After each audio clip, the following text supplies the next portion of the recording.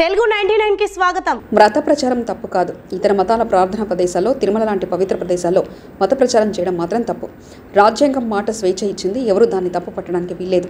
నరసాపురం వారాహి విజయపేరి సభలో జనసేన పార్టీ అధినేత పవన్ కళ్యాణ్ సభలో కూడా చెప్పారు, మత ప్రచారం చేసుకునే స్వేచ్ఛ సంపూర్ణంగా ఉంది. జూలియా రాబర్ట్స్ లాంటి ఒక క్రిస్టియన్ మతంతో పుట్టిన వ్యక్తి హిందూ మతానికి మారినప్పుడు ఇక్కడున్న ఎవరైనా సరే స్వేచ్ఛగా మారడానికి ఎవరికి ఇబ్బంది లేదు. నేను అన్నది ఒక్కటి, తిరుపతిలో తిరుమలలో అన్యమత ప్రచారం మంచిది కాదు, దానికి సంబంధించి మాట్లాడని తప్ప రాజ్యాంగం అదే చెప్తుంది.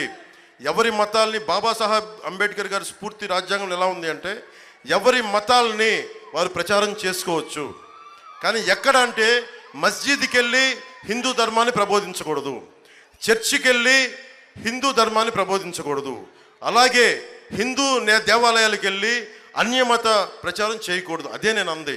ఇది తప్పైతే నన్ను ఉరిదీసేయండి, అది నేను ఈ విధంగా అయితే నన్ను చంపేసేయండి. నేను మాట్లాడుతుంది నేను కన్వీనియంట్గా మాట్లాడట్లా, రాజ్యాంగం ఏం చెప్పిందో అదే మాట్లాడుతున్నా. అలాగే ఈ విధంగా నేను తప్పు అయితే మీరు నన్ను మనస్ఫూర్తిగా అర్థం చేసుకోండి. నేను మటుకు ప్రచారం ఎప్పుడు తప్పని చెప్పలా. క్రిస్టియన్ ఫాదర్లకి, రెవరెండ్స్కి మనస్ఫూర్తిగా నేను తెలియజేసుకుంటా ఉన్నా, మీరు ఓట్లు ఎవరికైనా వేసుకోండి, అది నాకు ఇబ్బంది లేదు. ఈ మాట మాట్లాడితే ఓట్లు పోతాయి, ఈ మాట మాట్లాడితే ఓట్లు తగ్గుతే నాకు భయం లేదు. I will always stand for right. ఏది సరైందో అదే చేస్తాను, నేను దానికే నిలబడతాను. కులాలకి, మతాలకి, ప్రాంతాలకి అతీతంగా పనిచేసేవాడిని.